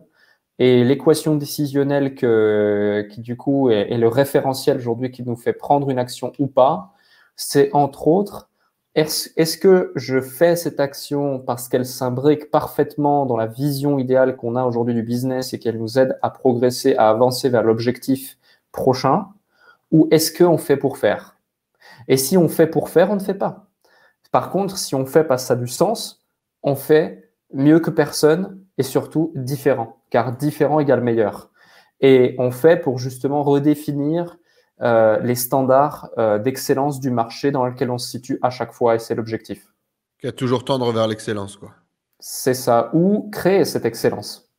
Si elle Comment ne est-ce qu'on correspond fait pas. pour exécuter à la pression? Est-ce qu'on prend du temps? Est-ce que tout est brainstormé? Est-ce que tout est revu, checké? Est-ce qu'une vidéo, avant d'être publiée, elle est revue par deux personnes différentes pour être sûr qu'il n'y a pas d'erreur, etc.? Est-ce qu'il y a des process complexes? Comment ça marche? Non, on met de la clarté sur ce qu'on fait, pourquoi on le fait et l'objectif. Une fois que c'est clair, une fois que c'est vraiment clair, genre c'est limpide, tu l'exécutes, tu le fais et c'est bon. Moi, en tout cas, c'est comme ça que je fais, c'est comme ça qu'on fait. Oui, effectivement, quand il s'agit de faire du copy, des emails, etc., il y a de la relecture, mais il faut savoir que moi, ça fait 2 ans, j'ai pas fait de tunnel. Ça fait 2 ans, j'ai pas écrit d'email. Ça fait 2 ans, j'ai pas écrit de publicité. Je veux dire, voilà, quand on fait une vidéo YouTube ou des pubs, même le film entrepreneur.com, il y a des rushs de plusieurs heures parce qu'il y a plusieurs scénarios, etc. Tout est scripté, tout est scénarisé, tout est préparé en amont. On a aujourd'hui des équipes qui sont là. Grosse phase de préparation, quoi. Exactement, on a des équipes qui sont là, on les a recrutées, cherchées spécifiquement, identifiées, trouvées, challengées, formées, façonnées à notre image et à nos standards d'excellence. Et aujourd'hui, même eux, dis-toi, sont plus exigeants que moi ou que Amine sur certains domaines, parce qu'on les a élevés justement, on a élevé leur niveau de conscience et leur niveau d'exigence à ça. C'est-à-dire qu'en gros, des fois, il m'arrive je produis une vidéo, par exemple, et c'est un collaborateur qui me dit non, ça tu refais ça, tu peux pas sortir ça, c'est pas terrible, on peut pas. Là, on dit souvent, là si on fait ça, on nivelle par le bas la performance. Et comme dans une équipe de foot, la performance globale, elle est nivelée par la personne la moins bonne de l'équipe. Donc, on est obligé de tout le temps se donner au maximum pour aller chercher le maximum. C'est pas fatigant? C'est pas fatigant, non, parce que, tu vois, c'est comme le sport, en fait. Il n'y a pas un moment donné où tu te dis merde, là je vais pas être à la hauteur, là je vais pas savoir le faire, là j'ai pas la pêche, j'ai pas la. Non, pas du tout, au contraire, justement. C'est à ce moment-là que ça devient excitant, parce que c'est que tu progresses, tu vois. C'est comme le sport. Au début, tu te dis, oh putain, je vais pas y arriver, je dois faire, j'en peux plus, allez, je suis la 11e, vas-y, il faut que j'en fasse encore 12, encore 10, j'en sais rien. Bah, c'est pareil, là. Tu vois, c'est là que tu progresses et après, du coup, le jour suivant, t'arrives mieux, le jour suivant, t'arrives mieux, la semaine d'après, t'arrives mieux. Mais par contre, c'est une question d'habitude. Si tu n'écris plus d'emails et de copies, c'est certainement qu'il y a des équipes qu'il y a derrière. L'exécution parfaite, elle se fait aussi grâce à des équipes. Bien sûr. On paye les gens cher, on les forme. Comment est-ce qu'on fait pour avoir une exécution nickel avec des équipes? Est-ce qu'il y a des processus? Est-ce qu'il y a des systèmes de vérification en permanence? Est-ce qu'il y a des managers de managers? Quels sont les trucs que tu as mis en place pour avoir une super exécution avec les équipes? Alors déjà, tu vois, je ne vais pas m'attribuer tous les mérites parce que vraiment Amine a mis en place des choses qui sont d'une qualité exceptionnelle et très poussée justement dans ce back-end. C'est lui qui challenge la plupart des personnes. Sur certains pôles, ouais, tu vois, typiquement sur l'acquisition, sur le copy, sur certaines automations, etc., ouais, à 200%. C'est lui qui orchestre, qui forme, qui drive, qui brief, qui vérifie et qui fait que tout s'imbrique bien et que on aboutisse à des résultats dans plusieurs des business. Moi, je suis plus, par exemple, je fais ça, mais plus sur, par exemple, la partie client, succès client et vente, force de vente. Mais tu vois, c'est hyper important que chacun ait ses pôles parce que sinon, ton business, il est atteint par la contagion du zéro. Tu peux être le meilleur en marketing, si tu es pété en deux en vente, bah, 1000 leads fois 0 conversion sera 0. Donc, c'est hyper important de comprendre ça dans un premier temps. Puis ensuite, oui, il y a des process établis. On passe plus de temps à réfléchir à ce qu'on va faire que de le faire. Et on passe plus de temps à réfléchir si c'est la bonne personne qu'on recrute que au final, à vouloir recruter. On a un taux de turnover qui est extrêmement faible. Sun Tzu, la préparation, quoi. La préparation à la préparation. L'art de la guerre. Ok. Dans 5 ans, tu feras quoi?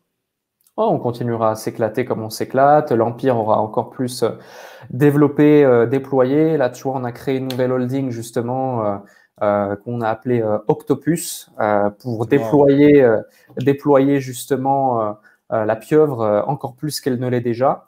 Et le but, c'est d'aller chercher toujours plus haut, toujours plus loin, de déployer de nouveaux marchés et puis surtout d'apporter beaucoup de fun et d'humain dans tout ça comme on l'a toujours fait.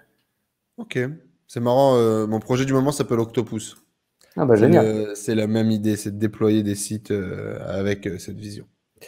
C'est quoi tes plus grandes peurs? C'est une excellente question. De pas y arriver, de pas être à la hauteur, non, de planter. Non, vraiment.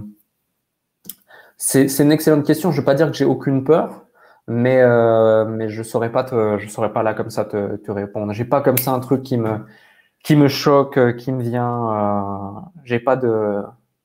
La santé, Ouais, les proches autour de toi. La santé, ouais, c'est précieux, tu vois. Mais même ça, je veux dire, s'il doit arriver quelque chose, ça fait partie de la vie. Inutile de y avoir peur ou de se créer des craintes, des problèmes, des soucis, de l'anxiété pour des choses qu'on ne peut maîtriser, que ce soit de ses proches, la vie, la situation sanitaire actuelle dans le monde. Voilà, le but c'est de transformer tout obstacle ou tout challenge en opportunité. Est-ce que tu t'as pas, alors, c'est pas vraiment une peur, mais on va dire ce truc de passer beaucoup trop de temps à développer les projets, pas assez de temps peut-être sur tes relations personnelles, sur ta vie perso. Est-ce que t'as pas peur, entre guillemets, de passer à côté de ta vie au détriment du développement des projets professionnels? Moi, c'est une question que je me suis beaucoup posée, notamment en 2018, tu vois, où c'était le démarrage d'une forte accélération, ou début 2018, où j'avais totalement mis de côté tout ce qui me concernait, hein, que ce soit couple, famille, sport aussi. J'avais laissé de côté même ma propre santé. Et j'ai eu une grosse remise en question sur fin 2018, début 2019 pour reprendre tout ça en main. Et puis, ça s'est encore plus exacerbé en 2020 où là, j'ai vraiment réussi à compartimenter, trouver un équilibre qui me convient.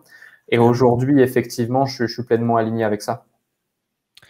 Mais c'est un point hyper important là que tu soulèves et qui effectivement beaucoup d'entrepreneurs s'oublient en fait, s'oublient dans une quête effrénée, un succès et au final une fois qu'ils ont plein d'argent, plein de succès, bah ouais, mais est-ce qu'on est vraiment heureux? Oui, non. Est-ce que ça a du sens ou ce qu'on fait? Oui, non. C'est ça qu'il faut se poser comme question.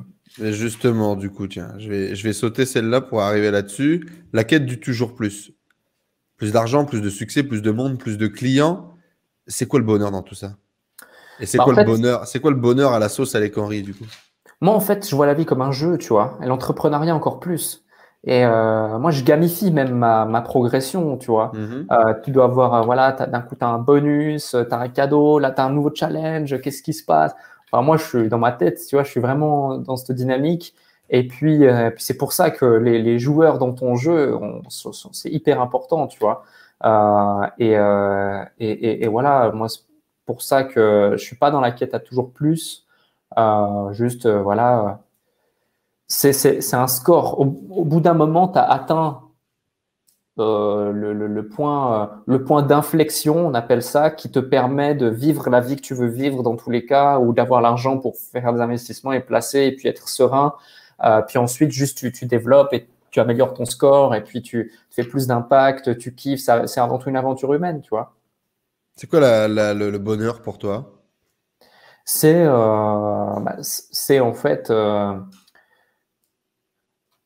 trouver, c'est te lever le matin et kiffer de A à Z ta journée, te coucher le soir, être content, tu vois, être entouré des gens que tu aimes, avoir aucun regret, pouvoir faire ce que tu veux quand tu veux, avec qui tu veux, et puis en étant aligné, pas avoir l'impression qu'on t'impose, que le système t'impose des trucs ou que parce que les gens font ça, tu dois faire ça. Non, tu t'en fous. Tu veux le faire, tu le fais. Tu veux pas le faire, tu le fais pas. C'est pas un problème. Et puis, s'il y a des gens qui jugent, c'est pas grave. Tu t'en fous parce que t'es au-dessus de ça, en fait.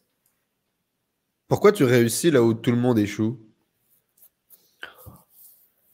Je sais pas, hein, ça dépend de sa perception de la réussite. Tu vois, moi, pour moi, j'ai pas encore tout réussi déjà. Et puis même, je pense que je l'aurais jamais tout réussi parce que si tu penses que à un bout d'un moment, tu as réussi, bah, c'est que tu as atteint le truc final, le Tu level commences déjà final. à ralentir, ouais. Tu Tu commences vois, c'est déjà à ça. devenir fainéant quand tu penses que tu as réussi, ouais. C'est ça, c'est ça. Faut toujours rester là, Mais la tête sur admettons, les du coup, épaules et se faire.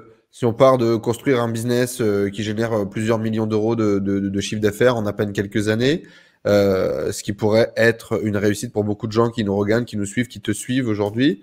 Euh, il y a moins de 1%, j'allais dire 5, mais non, ça doit être moins de 1% de gens qui vont se lancer, qui vont réussir à atteindre ce résultat-là. Toi, tu as réussi. Qu'est-ce que tu as fait de différent? Qu'est-ce que tu es? À quel point tu es différent pour pouvoir avoir pu réussir ça? Ouais, c'est ça, c'est la capacité d'une part à devenir la personne que tu as envie d'être, euh, mais c'est aussi la capacité à prendre les bonnes décisions au bon moment, à savoir dire non, parce qu'il y a beaucoup d'opportunités, heureusement des fois savoir dire non, et puis la capacité ouais, à rien lâcher, quoi, à rien lâcher, à pas abandonner, mais surtout, tu vois, c'est un exercice à faire, je pense. Moi, je l'ai pas fait, mais ça m'aurait, ou je l'ai fait inconsciemment, je sais pas, mais ça, c'est sûr, ça aurait fait gagner du temps. C'est que tu prends une feuille et tu te dis, OK, mon objectif, c'est ça. Maintenant, ben, quelle est la personne que je dois devenir pour atteindre ces objectifs? En gros, la personne qui a ses objectifs, elle ressemble à quoi? C'est quoi son quotidien? C'est quoi ses décisions? Comment elle réfléchit? C'est quoi ses peurs? C'est quoi ses actions? C'est quoi, tu vois? Et après, C'est quand tu ce es qu'on face à un appelle, doute, ouais, c'est une visualisation et c'est par mimétisme, c'est un c'est exercice ça. de dev perso. Ouais. Et du coup, toi, c'est quoi que tu as dû travailler? Plus discipline, plus courageux, plus travailleur? C'est quoi que tu as dû développer? Bah franchement, j'ai pas dû développer ça dans le business parce que je l'ai tout de suite eu parce que j'avais vraiment la dalle. Mais un truc qui a beaucoup développé ma discipline, c'est le service militaire, c'est l'armée. Ça, c'est génial. C'était une opportunité pour moi juste folle. Au début, tu le vois vraiment comme, tu vois, Une obligation? comme une obligation, voilà. mais au final, je peux que remercier et c'est une expérience que moi Je trouve ça très bien. Moi, j'aimerais qu'ils le remettent en France, le service militaire. C'est dommage qu'on ne l'ait plus. Ouais. L'époque avec Léo, elle a été charnière. En tout cas, je pense. Ça ressemblait à quoi les coulisses? Ah, les coulisses, c'était la fête tous les jours. C'était vraiment, tu vois, c'était cool. C'était vraiment cool. Est-ce que tu peux nous donner un peu de contexte? Moi, dans ma tête à moi, c'est t'étais en mode trading, tu développais la visibilité d'un business de trading. Je pense qu'en parallèle de ça, t'étais toujours avec Amine en consulting, mais t'étais toi en tout cas d'un point de vue front plus sur ce truc de trading. Il y a eu rencontre ou discussion ou machin. On s'est dit ok, on va focus le consulting. On va le faire avec Léo parce que j'en sais rien. Peut-être il avait mauvaise presse à ce moment-là déjà un peu. Il avait peut-être besoin d'un peu d'air, d'un peu d'énergie extérieure. Qu'est-ce qui s'est passé? Ça a été quoi le contexte? En gros, alors, nous, quand on a créé l'agence, ça s'appelle Trading House Online SARL, société qui est encore aujourd'hui en activité, qui était basée initialement à Lausanne, aujourd'hui à Genève. Et cette boîte, aujourd'hui, donc c'est une agence marketing. Mais pourquoi elle s'appelle Trading House Online SARL? C'est parce que on a créé cette agence basée sur quoi? Sur un besoin. Moi, j'ai rencontré Amine, effectivement, dans un stage de trading. Il était déjà head of marketing d'une école. Exact, il était déjà head of marketing d'une école de trading, etc. Alors qu'il avait le même âge que moi, tu vois. Lui, Amine, en parallèle de ses études de médecine, il développait 3 business. À 15 ans, il a eu ses premiers clients. Donc, vraiment, il a un cerveau, il a baigné dedans. Il a commencé jeune. Il a commencé jeune, ouais, très jeune. Et précoce le garçon. Et du coup, très, très chaud. Et du coup, on crée Trading House Online SARL basé sur le fait que on voulait aider les traders particuliers à ne plus perdre de l'argent sur les marchés financiers. C'était ça l'objectif. Et ça allait nous permettre de faire du marketing pour d'autres sociétés de trading qui, elles, une fois qu'ils savaient ne plus perdre d'argent, bah, elle allait les aider à en gagner. Parce que moi, je me disais, j'ai pas 20 ans d'expérience dans le trading, j'ai pas des capitaux de trading énormes, donc je ne suis pas légitime à le faire. C'était pas un syndrome de l'imposteur, c'est juste une honnêteté et de l'objectivité. Quand tu vois aujourd'hui, voilà, une réalité. Quand tu vois aujourd'hui les apprentis traders sur Snapchat, TikTok, Instagram, machin, c'est assez ouf. Et moi, je voulais pas du tout faire ça. C'était vraiment du vrai trading, de la vraie finance, du vrai marché financier, parce que c'est quelque chose qui nous passionnait et nous passionne encore aujourd'hui, même si on n'est plus actif dans ce domaine ou plus directement. Et du coup, au fur et à mesure, donc on obtient d'autres clients, des clients qui avaient besoin de marketing. Donc, on devient une vraie agence au final, tout en continuant un petit peu ça. Mais progressivement, tu vois, je me détachais de cette image trading parce que je me rendais compte que non, bah voilà. Avec ton petit casque micro, ça faisait vraiment Alec le trader dans la salle des marchés. Ah, pour le exact. coup, avec les grands écrans, la petite chemise, c'est exactement ça. Et en fait, tu vois, à un moment donné, donc. Mais donc typiquement, à ce moment-là, tu te poses pas la question. Le besoin est là, le business est potentiel. Tu avais cette petite passion par les marchés financiers, par l'argent de façon globale. Tu t'es dit, allez, on y va. Formation de trading pendant 3 mois, pendant 6 mois. On repartage les trucs, on aide les gens, on va créer du contenu, on va vendre des cours. Et tu te mets dans la peau de Alec le trader, quoi, en gros. C'est ça. Bon, ça faisait déjà 1 an et demi que je me formais sur le sujet, que j'étais actif sur les marchés.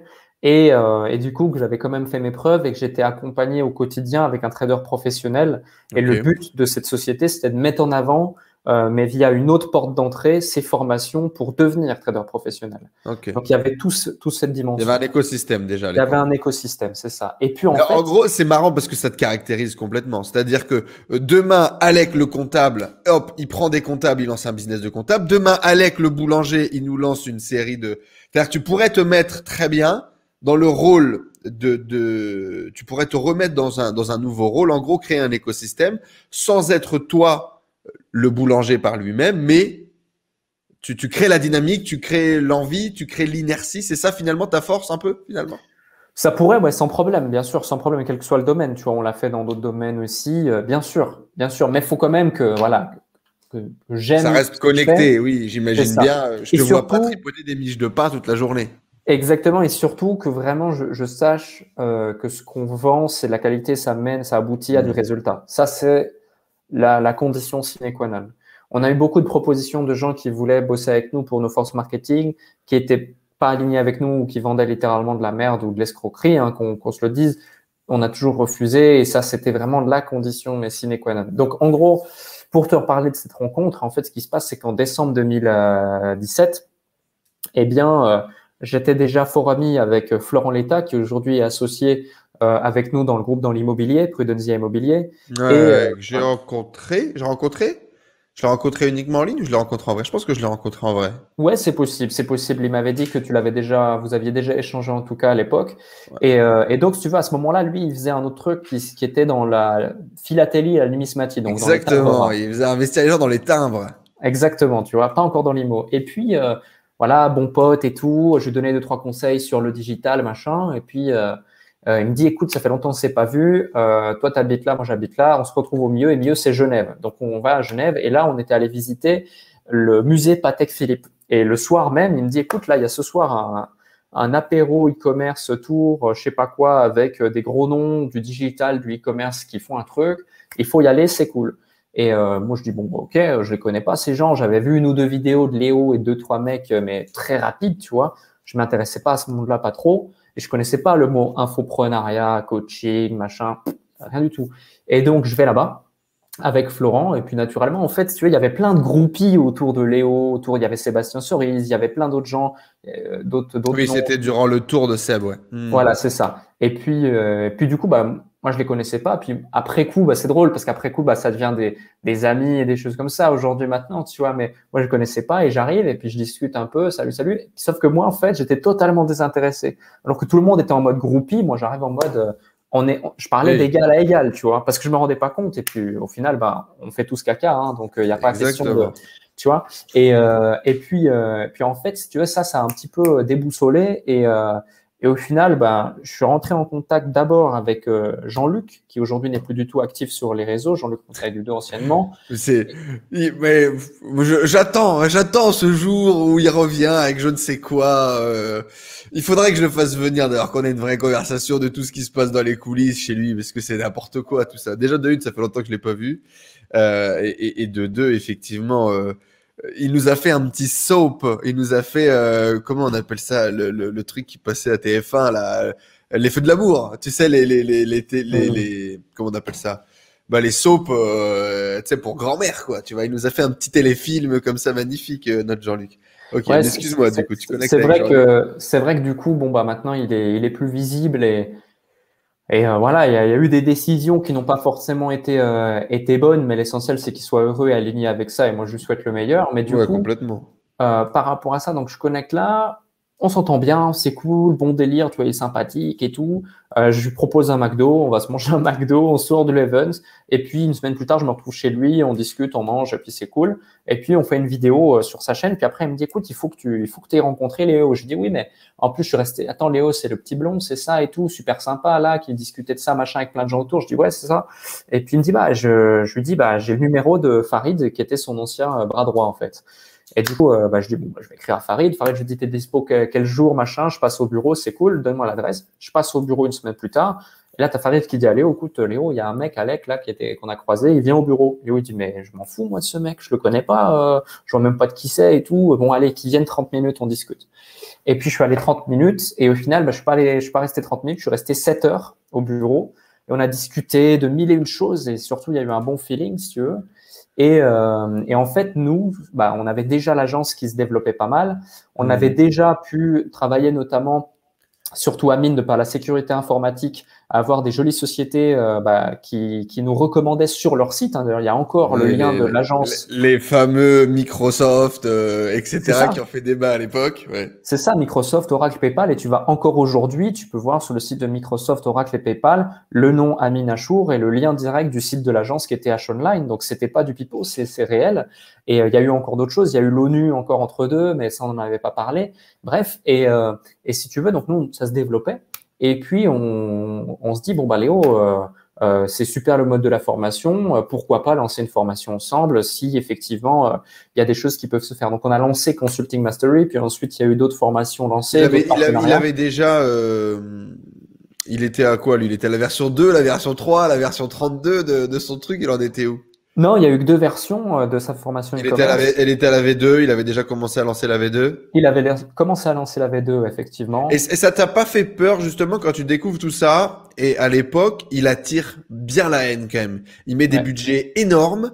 Il a fait des erreurs énormes où il annonce des chiffres qu'il a pas fait, des screenshots modifiés, des conneries. Bon, il était jeune et il en a fait des conneries en termes de communication et de marketing, mais il a été aussi à ce moment-là, je veux dire, quand Seb Cerise a pris du recul et a arrêté de pousser, c'était le numéro un. Il était le ouais. premier, il était visible par tout le monde, il vendait énormément de formations, il était très jeune et donc il attirait un public très jeune aussi qui achetait ses cours et qui suivait ses trucs tel un gourou. Est-ce que toi, ça t'a pas fait peur, tout cette vague de haine aussi autour de lui Non, pas du tout. Moi, au contraire, ça m'a inspiré. Pourquoi? Mhm. Parce que moi, je connais très très bien Léo. C'est vraiment un ami. Tu vois, dimanche passé, il est venu manger à la maison. On passe encore du temps ensemble, ouais, c'est bien. Bien sûr, bien sûr. Et toutes les personnes, moi, qui font partie de mon parcours, que ça a été positif ou pas, bah, j'ai de la gratitude pour eux et j'ai de la haine pour personne parce que c'est hyper important. Et, euh, et tu vois, moi, je suis inspiré parce qu'il a gagné beaucoup d'argent très rapidement, très jeune, Hmm. et il était seul en fait face à ça. Et il a eu beaucoup de haine. Et c'est quelqu'un qui est très sensible aux autres et à l'image qu'il peut retranscrire et dégager. Et du coup, qui aujourd'hui, il est totalement détaché de ça. Il a grandi, il a développé d'autres business à côté. C'est nickel. Mais tu vois, nous, on a été aussi une sorte de béquille, un soutien, un support pour lui dire, mec, Ok. c'est ouf ce que tu fais. Tu t'en fiches des C'était un 3, moment, il 4, avait 10. besoin justement d'être entouré, quoi. C'est ça, c'est ça. Et c'est pour ça qu'au final, après, il a pris du recul par rapport à sa présence en ligne sur le marché français, parce qu'il en a tellement mangé, en fait, des haters, qu'il s'est dit, vas-y, en fait, moi, maintenant, j'ai plus rien à prouver à personne, je sais développer du business. Il se porte excellemment bien, il gagne excellemment bien sa vie, il a différents business physiques et digitaux, il est en pleine forme, Ouais, enfin, plus c'est en forme que incroyable. jamais d'ailleurs. Ce serait bien là si au montage, mets-nous une photo de Léo là, il y a une transformation physique, mâchoire taillée, les pecs saillants, frérot. Il a bossé à la salle, il a bouffé de. Alors il a bouffé ou comme dirait notre cher Marvel Fitness, le doute est permis, hein, j'en sais rien, mais en tout Ah cas ouais. il s'est développé un physique, ouais. Non, c'est vrai qu'il est en forme franchement et surtout il est heureux, il est aligné, tu vois. Et, Ouais. euh, et et tu vois, je pense, tu vois, c'était une époque où tu devais montrer, tu vois, par exemple, voilà, d'abord je prends les 8, il avait pris les 8, ouais, d'abord je prends les 8, puis ensuite, bah, t'avances, donc tu prends quoi? Tu prends une Aston Martin à 300 000 balles, puis ensuite c'est quoi? Tu prends les gros bureaux, et puis lui, tu vois, c'est le premier à m'avoir dit ça, il m'a dit, j'ai été victime du syndrome du CEO. C'est genre, voilà, tu te sens CEO, tu prends une grosse équipe, tu prends des gros bureaux, tu fais toutes les erreurs possibles et imaginables. Il a quand même déboursé 600 ou 800 000 euros dans un logiciel qui est pratiquement jamais sorti au final parce qu'il voulait développer un logiciel, plein de trucs comme ça qui au final, bah, c'est des erreurs de parcours, mais c'est surtout des super apprentissages qui fait que quand tu fais ces apprentissages à son âge, bah voilà, maintenant tu as la maturité qu'il a et c'est juste super. Donc ouais, tu vois, on a mis ça en place, puis ensuite, si tu veux, c'est grâce à tout ça que j'ai créé le consultant en septembre 2018 parce que bah, à force de faire des produits en partenariat ou d'aider des sociétés à développer, à vendre leurs propres produits, je me suis dit, mais Amine, on va créer notre On va propre y aller produit, quoi. notre propre image et on va y aller, effectivement. Vu qu'on sait que ça marche, nos stratégies, pourquoi est-ce qu'on le fait pas pour nous? Et on l'a fait et ensuite on l'a déployé sur toutes les Ouais, sociétés. donc finalement, l'association avec Léo, c'était un peu la dernière étape avant vraiment de prendre votre envol, votre propre envol avec vos propres produits et d'y C'est aller ça. fort, quoi. Ouais, donc ça C'est aura ça. vraiment été une phase charnière finalement dans ton développement. Ouais, ça a été un effet de levier énorme. Parce qu'il faut savoir aussi qu'à un moment donné, tu vois, j'apparaissais sur sa chaîne et à un moment donné, c'est de sa propre volonté, de son plein gré, qui m'a dit, écoute, Alec, voilà, t'as envie, t'es chaud, tu passes bien à la caméra, lance Go. ta chaîne, lance ton image. Moi, je vais t'envoyer mon audience. Compte sur moi. On est là, on avance ensemble. Go, déploie ton potentiel. Et tu vois, et c'est ça aussi, être bien entouré et puis s'aider, s'entraider, que ce soit avec lui. C'est comme ça aussi que j'avance maintenant avec mes associés, c'est voilà, avoir des gens qui sont là sans intéressement financier, mais pour vraiment. Il n'y a pas juste l'argent, il y a aussi le truc de voilà, progresse, Développement mec, humain, lance-toi. quoi. C'est Mhm. ça, aventure humaine. Un vrai soutien, ouais, une vraie équipe. Ça, je pense que c'est très, très, très important. Bah écoute, on arrive au bout de toutes mes petites questions. C'est quoi ta qualité numéro un aujourd'hui, tu dirais? C'est quoi ta force numéro 1? Ma force numéro 1, c'est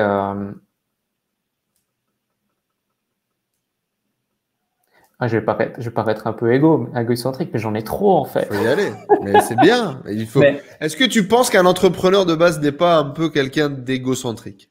non, non, non, je pense pas. Heureusement, parce qu'il faut rester les pieds sur terre et vraiment sage et se dire qu'on a tout à apprendre encore. Mais justement, en fait, ça met en évidence le fait que j'ai de la peine à répondre à cette question. Ma plus grosse force, c'est que je suis multipotentiel. En fait, j'ai une capacité à m'adapter qui est instantané. C'est-à-dire qu'en gros, tu vois, encore récemment, j'avais certains de nos coachs qui regardaient un des coachings que je faisais, parce que je coach encore même des entrepreneurs débutants, notamment dans l'incubateur, par entrepreneur.com, pendant des fois 3 heures, etc. Ils sont genre 80 connectés, voire plus, à me poser toutes leurs questions, etc. Et j'enchaîne les uns après les autres, boum, boum, boum. Et en 3 heures, je peux répondre à peut-être 50 personnes sur des thématiques très particulières et précises, en prenant à chaque fois les tenants et aboutissants de chaque industrie. Et il n'y a pas une question à laquelle je ne trouve pas réponse. Donc, et c'est ça que j'adore, moi, c'est cette élasticité intellectuelle que j'ai réussi à développer au travers des conférences, des questions-réponses, des coachings, des interventions ou autres, qui fait que, et même maintenant dans mes propres business, bah en fait, les décisions, les problématiques, boum, c'est des patterns en fait que j'ai su identifier, qu'on a su identifier aussi avec mon associé, qui se répliquent à chaque étape du business, et on sait que pour aller chercher tel résultat, tu dois remettre en place tel pattern. Et c'est extrêmement simple après dans l'équation décisionnelle parce que tu as juste à réadapter ça avec les tenants et aboutissants de l'industrie ou du contexte dans lequel l'entrepreneur est. Et comment tu fais pour alimenter cette élasticité du coup? Comment tu fais pour la créer, la développer, l'alimenter? Ah bah toujours être dans l'action, toujours se challenger personnellement, apprendre, grandir, faire face aux problématiques dans nos business, développer d'autres business, d'autres projets. Ouais, lancer des Et trucs. puis c'est ça, et puis aussi coacher d'autres entrepreneurs toujours plus forts, toujours plus haut. Même encore récemment, un entrepreneur qui a fait un exit, qui a vendu sa boîte plusieurs centaines de millions, ou des mecs qui se diraient jamais entrepreneurs, mais qui d'un coup, bah, ils ont un super projet, boum, ça explose et il faut les aider. Donc c'est à chaque fois, tu vois, la découverte d'un nouveau monde et puis bah, kiffer à découvrir ça et puis à pouvoir s'adapter. Quand on a échangé sur Messenger avant d'organiser cette interview, tu m'as dit que tu avais un tips incroyable pour ne pas replonger dans les jeux vidéo parce que je t'avais dit, est-ce que tu n'as pas démarré cette aventure Dofus au lancement du nouveau serveur? Tu m'as dit non, j'ai un tips génial pour ne pas plonger. Est-ce que pour clôturer cette interview, tu vas nous partager ce tips incroyable? Est-ce que déjà tu joues un peu quand même encore de temps en temps ou pas? Est-ce que c'est encore un kiff? Est-ce que c'est encore une passion un peu le jeu vidéo, même de très loin ou pas du tout pour toi aujourd'hui? Non, plus trop. Des fois, quand d'un coup j'ai des petits souvenirs ou autre, je vais sur comment ça s'appelle, Steam ou Twitch, non? Steam, Twitch ou je sais plus. La Twitch. plateforme de streaming, c'est Twitch, ouais. Ouais, Twitch. Et je regarde des mecs jouer pendant 5-10 minutes. Puis je dis, ah, c'est cool, franchement, c'est bien. Ou bien des gars, tu vois, moi, à l'époque, par exemple, je suivais Squeezie ou Gotaga, ils avaient 1000 abonnés, tu vois. Et j'étais là, ouais, c'est trop cool et tout. Et maintenant, c'est des mecs, c'est des entrepreneurs qui rencontrent un succès extraordinaire, c'est inspirant. Et du coup, bah, tu vois, c'est ce genre de truc ou voilà. Mais en gros, le petit tips, il est simple, c'est que, tu vois, moi, j'étais victime d'une grosse addiction. Vraiment. J'étais totalement addict, mais asocial, totalement addict, au point même où j'étais dans ma bulle, j'en oubliais que le monde existait. Je sortais le lundi, les yeux me brûlaient, la rétine, parce que j'avais plus vu le soleil pendant longtemps. Quelqu'un qui parlait, la vraie voix d'un être humain, ça bourdonnait dans mon cerveau parce que j'entendais juste mon micro. Enfin, c'était vraiment à un niveau vraiment très élevé. Parce que je me sentais vivre dans le virtuel et pas dans la vie réelle, vu que j'avais un vrai mal-être de par mon manque de confiance en moi et tout ça. Et en fait, le type, c'est quoi? C'est que je me rends compte que j'ai pu décrocher instantanément parce que j'ai remplacé mon addiction par une autre. Celle du progrès, de progresser constamment, de me challenger constamment et puis de vouloir devenir une meilleure version de moi-même au quotidien, dans tous les domaines de ma vie et en particulier peut-être dans un premier temps dans le business parce que j'ai remarqué que c'était ça qui m'offrirait la liberté dont j'ai toujours eu besoin et voulu pour pouvoir exprimer qui je suis. Mais aujourd'hui, maintenant que j'ai cette liberté, bah, je me permets de déployer ça à d'autres champs de ma vie. Mais c'est ça, c'est remplacer une addiction par une autre, une addiction négative ou une addiction positive et ça fait toute la différence. Oui, donc remplace la mauvaise bouffe par le sport, ce genre de choses, et les résultats suivront dans ta vie, quoi. Par Et exemple.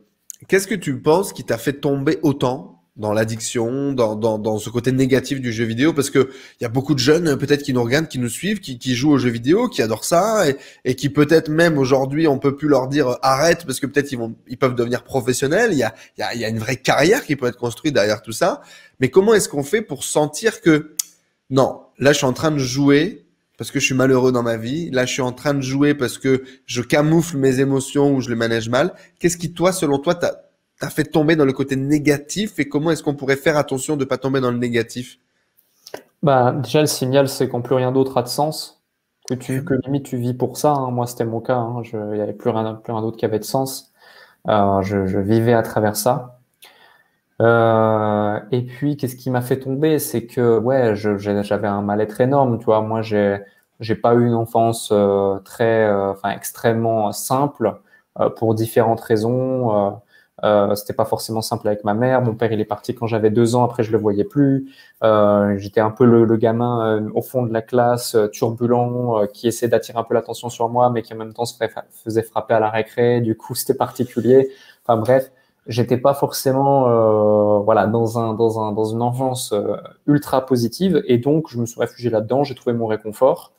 Et plus tu trouves ce réconfort, bah voilà, tu vois, c'est comme ceux qui fument. Si ton cerveau enregistre que fumer égale bonheur, bah tu vas prendre 1, 2, 3, tu vas continuer. Dès lors que tu pourras, tu vas le faire. Bah là, c'est pareil. Voilà, j'avais enregistré que j'étais bien là-dedans, je continue, ça me challenge. Puis d'un coup, je réussis. Donc les gens me disent, waouh, trop stylé, c'est génial ce que tu fais, blabla, t'es trop fort. Du coup, tu continues pour que plus rien d'autre n'ait un sens. Et je pense que se remplacer l'addiction, c'est très bien, c'est très juste et très facile en général en plus de remplacer l'addiction par une autre. Et l'idée, ça pourrait être de voir ça finalement. À partir du moment où tu comprends que la vie est un jeu et que tu peux kiffer autant que tu kiffes dans le jeu, dans la vraie vie, et que tout cette puissance, cette force que tu retrouves en toi ou dans ton personnage dans le jeu, c'est la même dans la vraie vie, en fait. Tu peux devenir puissant, tu peux devenir grand, tu peux devenir abondant dans la vraie vie autant que tu peux l'être dans les jeux vidéo. Eh bien, Alec Henry, merci. C'était un vrai plaisir de partager. On est pile dans notre 1h30 de discussion. On va pouvoir enchaîner sur nos agendas respectifs. C'était un vrai plaisir de t'avoir. J'ai vraiment aimé la qualité de cet échange, la précision de tes réflexions. Ça nous a vraiment permis de nous mettre de rentrer dans ta tête, de rentrer dans tes baskets, de comprendre un peu ce qui construit ton schéma de réflexion, ton schéma de pensée, et puis une authenticité, une honnêteté à toute épreuve pratiquement, où t'es revenu sur des moments un petit peu moins sympas, des belles erreurs que tu as pu faire par le passé, et merci à toi pour cette transparence et cette honnêteté en tout cas. Avec grand plaisir, merci pour l'invitation, et puis j'espère que ça a pu en inspirer plus d'un ou une, et puis déchirer tout. Et la vie est un jeu, à vous d'en définir les règles et puis de passer massivement à l'action, parce que la preuve en est, hein, un imbécile qui avance ira toujours plus loin qu'un intelligent qui reste immobile. Un intellectuel en train de discuter sur un banc, c'est clair. C'est exact, c'est exact. Alors partagez un maximum cette vidéo, cette interview les amis, bien évidemment laissez 5 étoiles sur toutes les plateformes de podcast, mettez un like, un commentaire. Si vous êtes arrivé jusqu'ici dans l'interview d'ailleurs, dites-nous Alec Henry, je t'aime dans les commentaires juste en dessous. Voilà, ça voudra dire qu'on sait que vous êtes allé jusqu'au bout. Merci encore une fois Alec, et puis on se donne rendez-vous dans de prochains épisodes. Entrepreneur.com, on vous mettra le lien juste en dessous. Est-ce que t'as pas le lien d'une conférence, d'une formation qu'on pourra mettre en dessous? Bon, tu nous envoies tout ça, on mettra tout ça dans les commentaires, et puis les gens retrouveront leur petit s'ils cherchent à se développer.